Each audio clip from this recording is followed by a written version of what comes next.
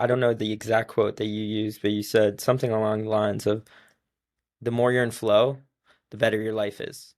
And it seems like outside of sports, the average person has, outside of sports when they were playing back in high school, they don't really have anything that puts them in that flow state anymore. Like, Yeah. I feel like the average adult, I would love to see a survey of this, of when the last time they felt like they were in flow. Hmm. And I'm sure it's 20 plus years for so many people. And I know writing obviously is one of those things that puts you in flow. But do you think so that means people need more creative endeavors that put them in that state? Or what are the things that people can be doing if they're hearing this and they're like, flow equals a good life, but I have no activities that put me in flow? It comes down to a lot of things because really anything can put you into flow, Hmm. and it's a state. It's a state of mind that has certain degrees to it. It's like on a spectrum rather than like flows on or flows off. It's more like a bar of Hmm. like I'm at 50% flow, I'm at 100% flow. But the way to get into it, in my eyes, is solve your own problems. Hmm. And the way to do that is one, you identify the problems, you become aware of them. Two, you set a goal that you want to achieve, preferably big and irrational, because that provides vision.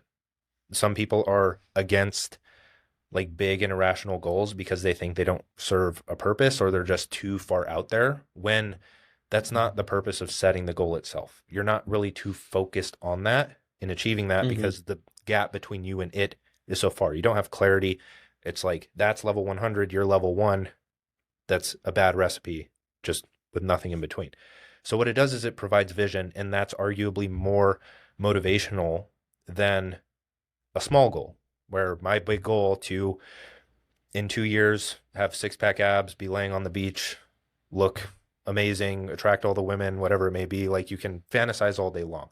That's a lot more motivating than I want to lose a pound a week and I'm going to focus on that because you don't see any measurable progress. So you need Hmm. both. You need the vision and you need to break that down into sub goals just for clarity. Like none of those goals that you just talked about, that's for perspective. That's not for, oh, I can't wait to achieve these goals. I'm going to hit these exactly.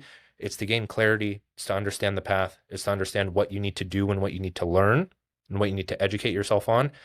And just having the mind and perspective to be able to stick that out and know how long it's going to take. And then when you get down to, okay, goal for this week is to lose 1 pound, then you're in a good place. You really know what you should be doing on a daily basis to achieve that.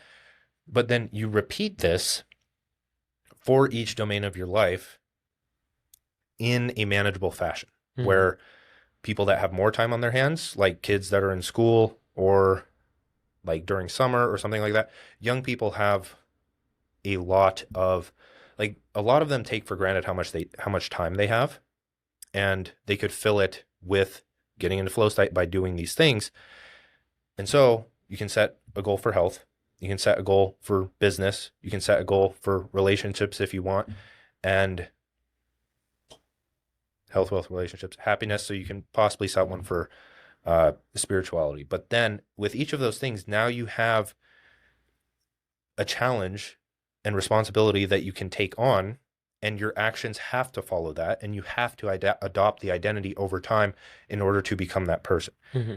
So if I have the health goal of getting six pack abs, whatever, losing a pound a week, then I have something to do.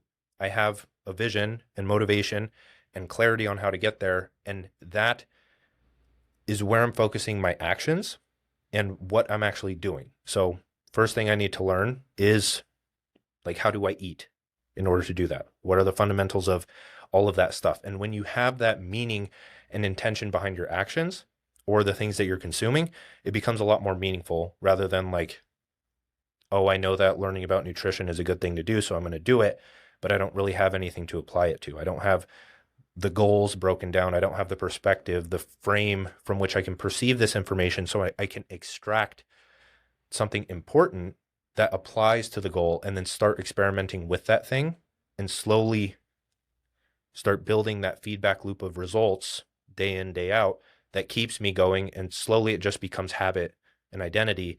And then over time, you have all of these habits that create your ideal lifestyle that you did for so long, but now it's built up over time. And to build on that, the anti-vision, which was a part of Yeah. the book that I really enjoyed, which is this concept of doing that same exact thing, but with the opposite end of the Hmm. spectrum of Yeah. everything you don't want in life. It's cool because it gives you something to run towards, but also something to run away from. Yeah. And I feel like having something to run away from is oftentimes even more It's powerful. more Yeah. motivating. Yeah. Because that's what people are doing a lot of the time. That's what Hmm. most people's actions are based on.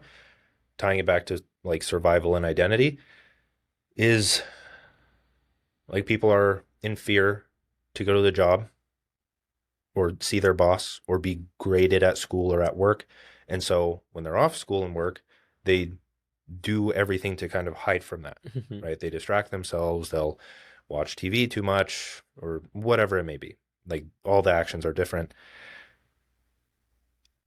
And that's just that. With the anti-vision, you're doing that consciously, but you're forcing yourself in a better direction. It's like, here's what I don't want, and I need to push the other way. And if I have clarity on both of those, then my frame of reference just becomes so much greater, where all of the information I'm perceiving in life gains some form of meaning, where I can identify something as, I don't want that in my future.